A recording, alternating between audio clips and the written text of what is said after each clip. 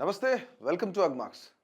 రాష్ట్రంలో యూరియా కొరత లేకుండా రైతులకు ఎలాంటి ఇబ్బందులు లేకుండా సరఫరా చేయాలనే లక్ష్యంతో తెలంగాణ రాష్ట్ర ప్రభుత్వం ఇంటి నుంచే యూరియా బుక్ చేసుకునే ప్రత్యేకమైన ఒక యాప్ని రూపొందించింది.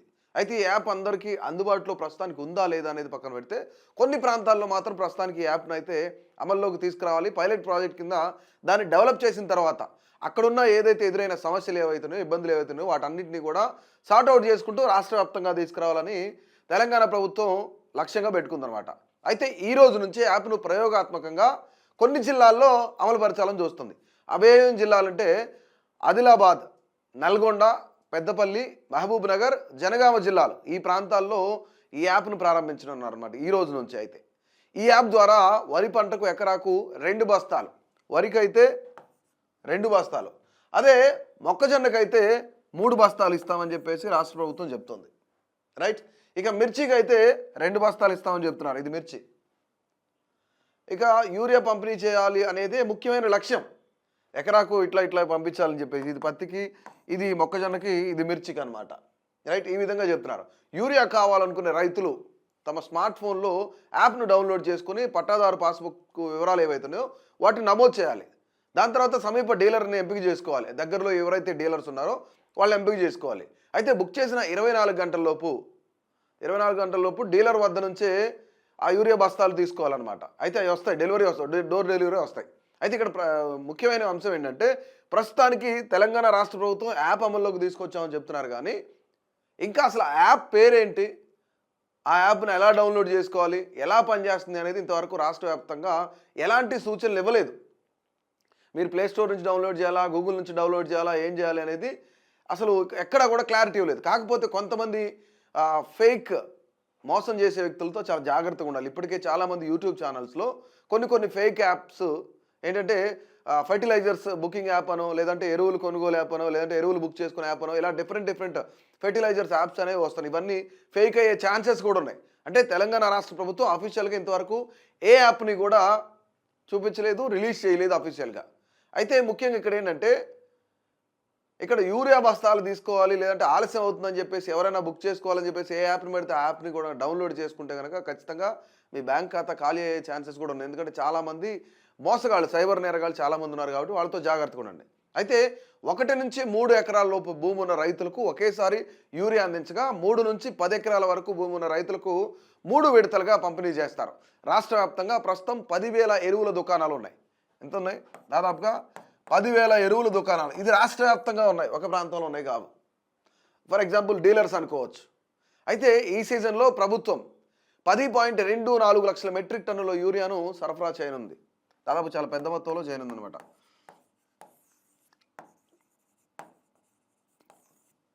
10.24 లక్షల మెట్రిక్ టన్నులను ప్రభుత్వమే పంపిణీ చేయనుందనమాట. అయితే ఇందులో 30% కేంద్ర ప్రభుత్వం నుంచి, కేంద్ర ప్రభుత్వం ఆధ్వర్యంలో ఉంటాయి. దాదాపుగా 30% ఇది కేంద్ర ప్రభుత్వం ఆధ్వర్యంలో ఉంటుందన్నమాట. రిమైనింగ్ 70% కూడా ప్రైవేట్ డీలర్ల ద్వారా పంపిణీ జరుగుతుంది.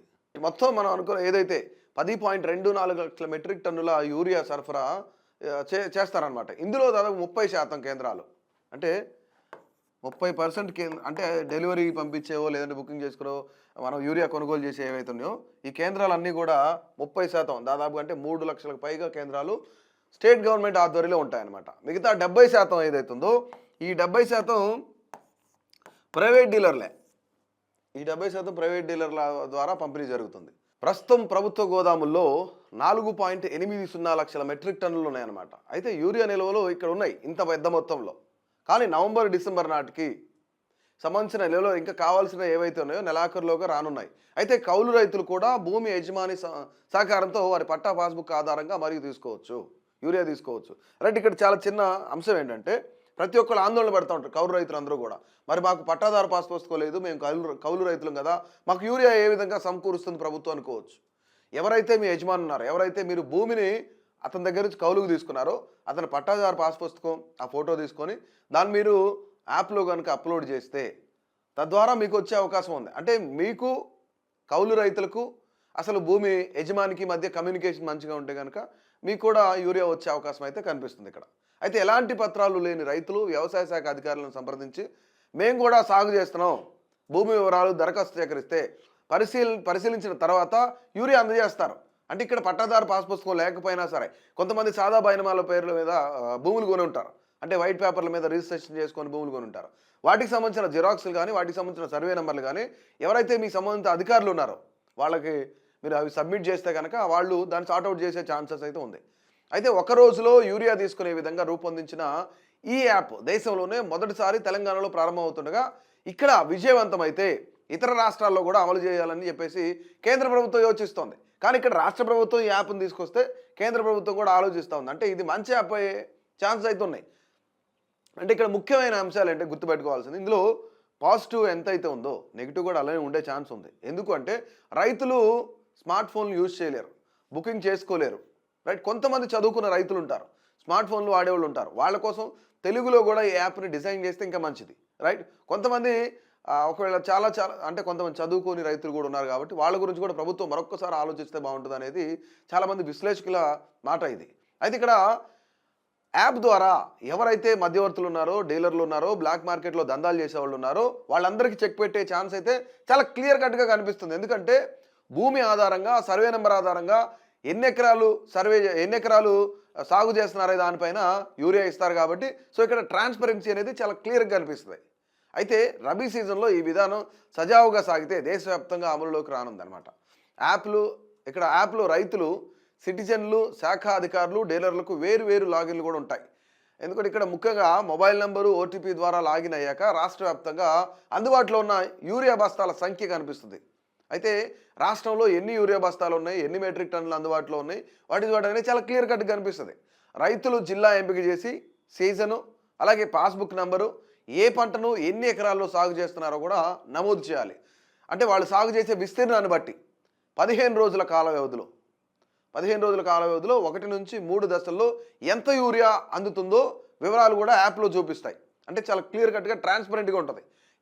ఏం జరుగుతుంది, ఎన్ని రోజులు సమయం పడుతుంది, ఎంత కావాలి అనేది కూడా ఇక్కడ క్లియర్గా కనిపిస్తుందని చెప్తున్నారు, రైట్. పాస్బుక్లు లేని రైతులు ఆధార్ ద్వారా ఓటీపీ ధృవీకరణ చేసి వివరాలు కూడా నమోదు చేసుకోవచ్చు. కౌలు రైతులు తమ పేరు, తండ్రి పేరు, ఆధార్ నంబర్ నమోదు చేసి ఓటీపీ ధృవీకరణ దాని ద్వారా భూమి యజమాని పట్టా పాస్బుక్ నంబర్ ఇవ్వాల్సి ఉంటుందన్నమాట ఇక్కడ. అయితే ఇక్కడ అప్పుడు యజమాని మొబైల్కు ఓటీపీ వెళ్ళే ధృవీకరణ పూర్తయ్యాక కౌలు రైతులు తమ వివరాలు నమోదు చేసుకోవచ్చు. డీలర్లు కూడా తమ మొబైల్ నెంబర్లో లాగిన్ అయ్యి రోజువారీగా వచ్చిన స్టాక్, అమ్మకాల వివరాలను కూడా యాప్లో నమోదు చేసుకోవాల్సి ఉంటుంది. అయితే ఇక్కడ మరొక అంశం ఏంటంటే ముఖ్యమైన అంశం, చాలామంది ఈ యాప్ పేరు చెప్పుకొని చాలామంది యూట్యూబర్లు కానీ, చాలామంది సైబర్ మోసగాలు కానీ ఇప్పటికే అనేకమైన లింక్స్ ఫార్వర్డ్ చేస్తున్నారు. యూరియా యాప్ వచ్చేసింది, బుక్ చేసుకోండి, ఈ లింక్ ఓపెన్ చేయండి, డౌన్లోడ్ చేసుకోండి, డిస్క్రిప్షన్లో లింక్ ఇస్తున్నాం, ఇట్లా రకరకాలుగా రైతులను మభ్యపెట్టే ప్రయత్నం చేస్తున్నారు. ఎందుకంటే రైతులు యూరియా కోసం అని చెప్పేసి వాళ్ళు ఆలోచిస్తూ ఉంటారు, పంట కోసం సాగు చేయాలి కాబట్టి మన దగ్గర ముందుగానే బుక్ చేసుకుందాం, అందరికంటే ముందుగానే బుక్ చేసుకుందాం అనే ఆలోచనతో రైతులు ఉంటారు. కానీ ఎవరైతే సైబర్ నేరగాళ్ళు ఉన్నారో, ఎవరైతే కొంతమంది వ్యూస్ కోసం పాకులాడే యూట్యూబర్లు ఉన్నారో వాళ్ళందరి పట్ల అప్రమత్తంగా ఉండాలి. ఎందుకంటే ఇక్కడ తెలంగాణ ప్రభుత్వం ఇంతవరకు అఫీషియల్గా వెబ్సైట్లో కానీ, లేదంటే ప్లే స్టోర్లో కానీ, డైరెక్ట్గా గూగుల్ నుంచి కానీ, క్రోమ్ నుంచి కానీ డౌన్లోడ్ చేసుకున్నాను కానీ ఇంతవరకు ఎక్కడా చెప్పలేదు. కాబట్టి అప్రమత్తంగా ఉండాలి. పెద్దపల్లి కానీ, ఆదిలాబాద్ కానీ ఆ ఏరియాల్లో ప్రస్తుతానికి పైలట్ ప్రాజెక్ట్ అయితే నడుస్తుంది. సో దానికి సంబంధించిన వివరాలు తర్వాత రాష్ట్ర ప్రభుత్వం తీసుకొచ్చే అవకాశం అయితే చాలా క్లియర్గా కనిపిస్తుంది. కాబట్టి రైతులందరూ కూడా అప్రమత్తంగా ఉండాలి.